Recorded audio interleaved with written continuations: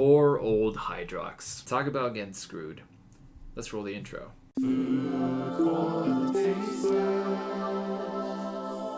Huh, I can't taste.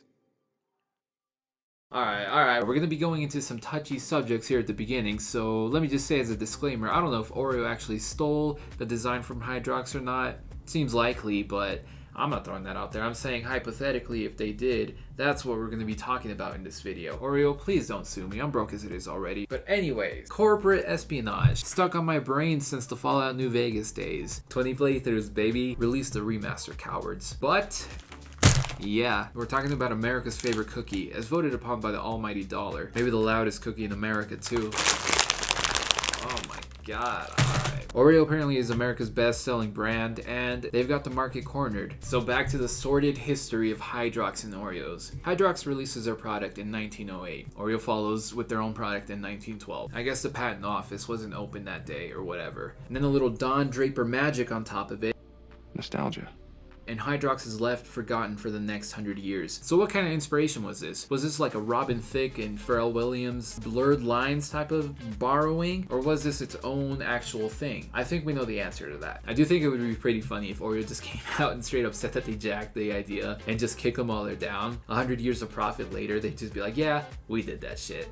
I feel like all the cookie brands should just have like a UFC type fight where they pick their fighter to represent their company, and then we'll see who ends up on top after that. Sort of like a Pepperidge Farm, Alistair Overeem versus a Toll House, Francis Ngannou. I'd pay to see that fight.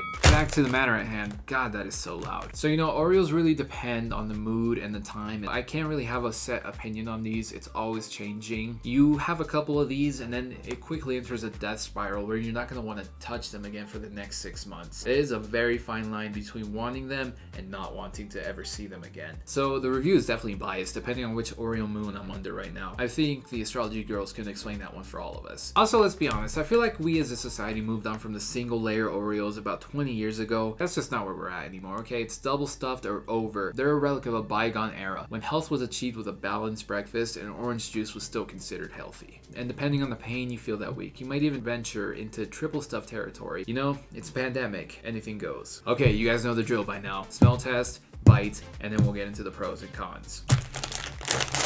And you know what? Ooh, okay.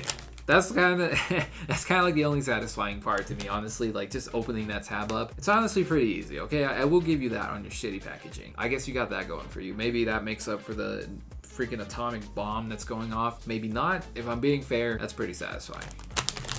So let's see what we got here. Double stuff, like I said. We're professionals. Let's smell it and see what we pick up.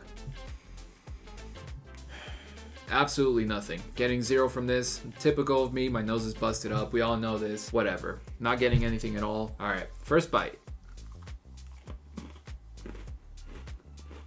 Okay, back to civilization. Let's dunk this cookie real quick.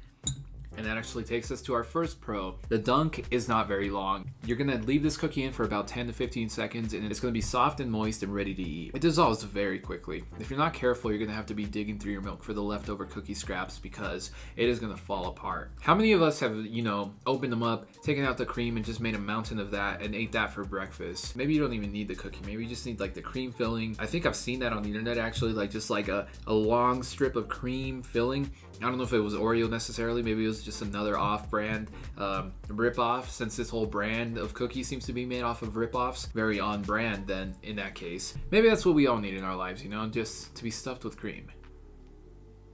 But yeah, it's a very easy cookie to recommend, easy to share around. Everyone's gonna love it. Like I said, the most popular brand in America. If they don't know the sordid history of the Hydrox conundrum, they are gonna enjoy this cookie. And even if they do, maybe they're gonna enjoy the taste of espionage. And you can really get in there and distinguish the flavor of billions of dollars made off of copied product. I can feel my Oreo stock rising with every cookie I ingest.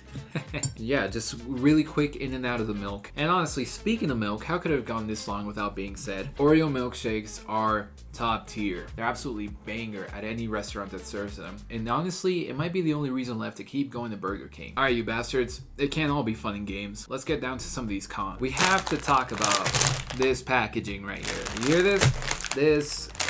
What the hell? This thing is a travesty, okay? So loud. So unnecessary.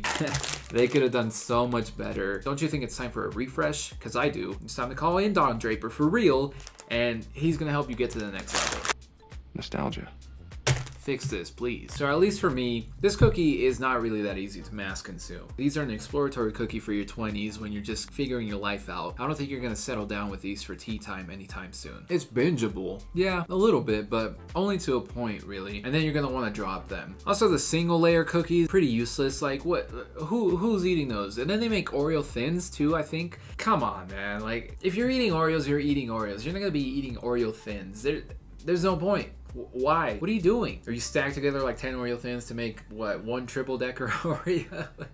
Start doing Oreo math. Anyways, my overall review of Oreos, I think, on the rating out of 10, I would probably give them somewhere around a 6. They're not going to be an everyday cookie, but if the time is right, they're one of the best cookies out there. Espionage and all, you gotta love it. What is America without a little bit of greed, right? Another episode of Food for the Tasteless down in the books, guys. Just another excuse to get all my favorite foods together and chow down.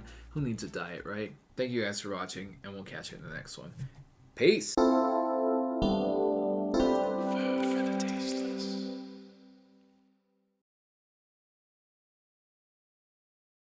Chalky milk make the pain go away.